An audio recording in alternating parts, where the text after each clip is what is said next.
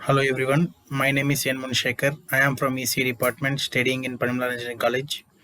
In this video, I am going to explain how to plot standard test sequences in Matlab. Before going to that, let's see some introduction of Matlab. Matlab stands for Matrix Laboratory. It is a high performance language that is used for technical computing. Getting started with Matlab, it is both programming language as well as programming environment.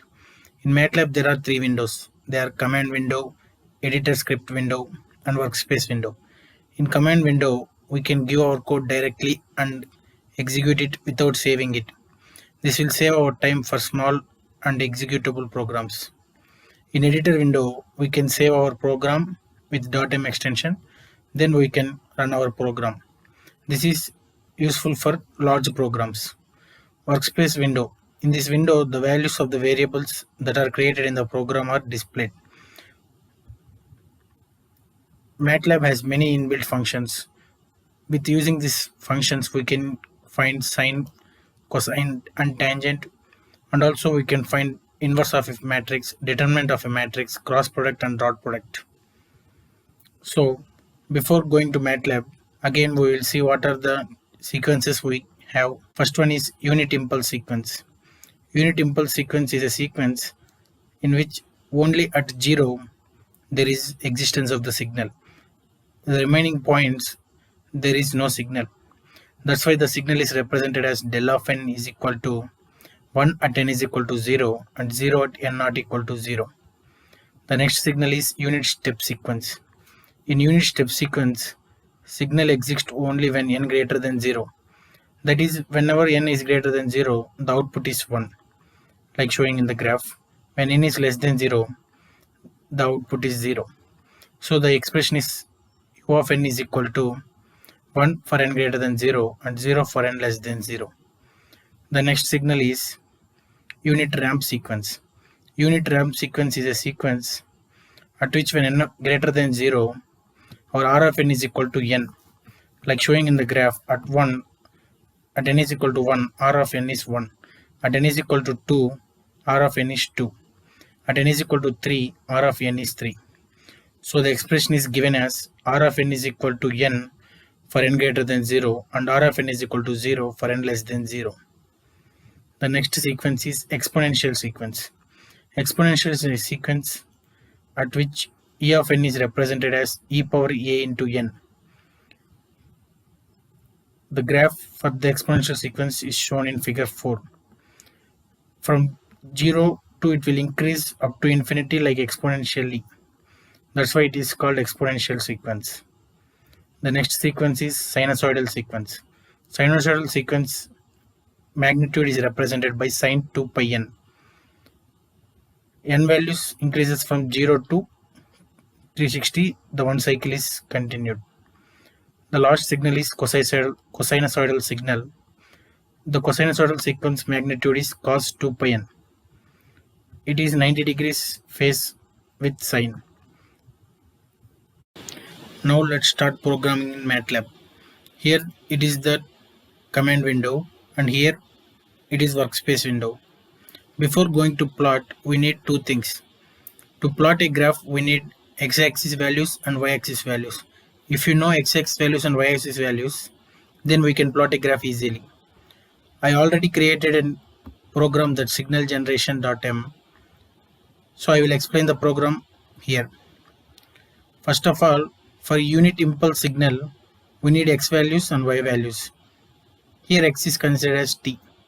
T values taken from minus 2 to plus 2 with step 1, and y values are considered as 2 zeros, 1 1 and 2 zeros. As we know that unit impulse response exists only at n is equal to 0, so we taken from minus 2 to 2. Minus values are minus 2 and minus 1, plus values are 1 and 2. In middle, origin is there. So 2 values are taken as 0 and 1 value is taken 1 and 2 values are again taken as 0. So x values and y values are ready.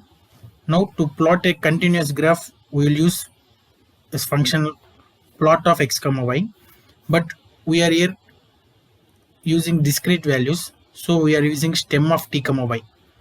Subplot is another function used to divide the figure into parts. Here I am totally explaining 6 graphs, so I divided subplot as 6. 2, 3 means 2 rows and 3 columns. Totally 2 rows and 3 columns are 6 parts. In that first part is this unit impulse signal. So I written it here, subplot of 2, 3, 1. And I am given the titles. Title unit impulse, and Y label is amplitude and X label is N. This is the program for generating unit impulse signal. And the next program is unit step signal.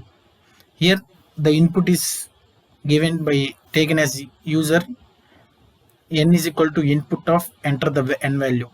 Here the user will give the N value as 5, 10, 15, anything. Here we considering the X values, that means the T value as 0 to N minus 1 with step 1. As we know, the unit step signal always at N greater than 0, the signal is 1. So the Y1 is taken as once from 0 to N. So that's why the code here is Y1 is equal to once 1, N. Now in subplot of 2, 3, we are using the second graph. So here the written code as subplot of 2, 3, 2. Again stem is taken, so that we are using here discrete signal. The stem of X, Y, here T, Y1. Title as given unit step, and Y label amplitude and X label N. Similarly, we will do remaining programs. For ramp signal, we need N input, taken as N1 is equal to enter the length of ramp sequence. T value taken from 0 to N1 with step 1. Subplot of, here we are considering the third graph, so that subplot of 2, 3, 3. And we taken stem of T, T, because for ramp sequence X and Y are equal. So the stem of T, T means X and Y both are T. That's why here it is taken like this. The title is ramp sequence, Y label is amplitude and X label is N. The next one is program for generation of exponential sequence. We already know that exponential sequence, the equation is e power into at. For e power at, we need two values, a value and t value. To take t value, you are taking one input that enter the length of exponential sequence. To take a value, again we are giving another input to enter the value. T value is taken from 0 to n2 with step 1. And we are this is the fourth graph, so subplot is 2, 3, 4. And we are drawing a discrete sequence, so stem of t, y2.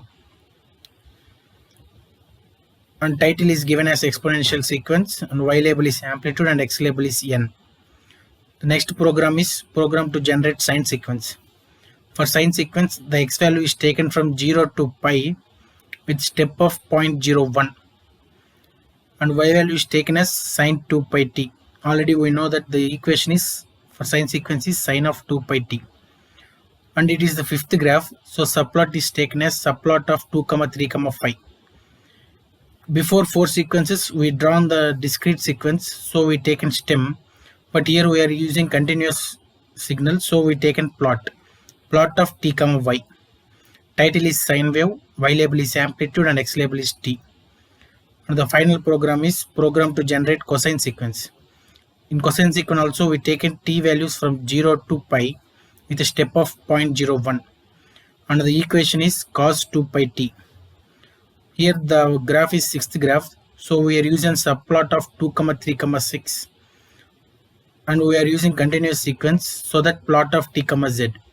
Title is cos wave, y label is amplitude and x label is t.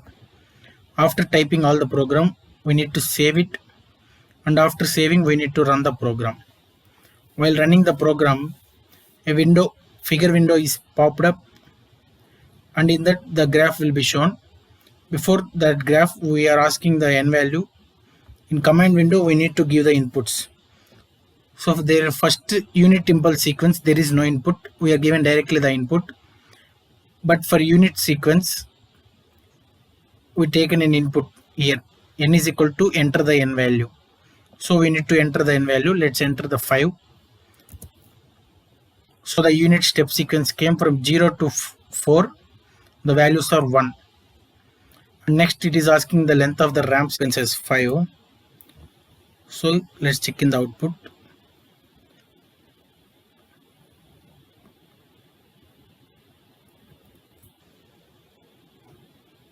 So the length of the ramp sequence is 5, and let's give length of the exponential sequence as 10, and it is asking for a value.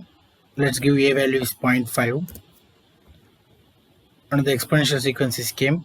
For sine wave and cos wave there is no inputs, so they directly came as output. So this is how to plot the graphs in Matlab.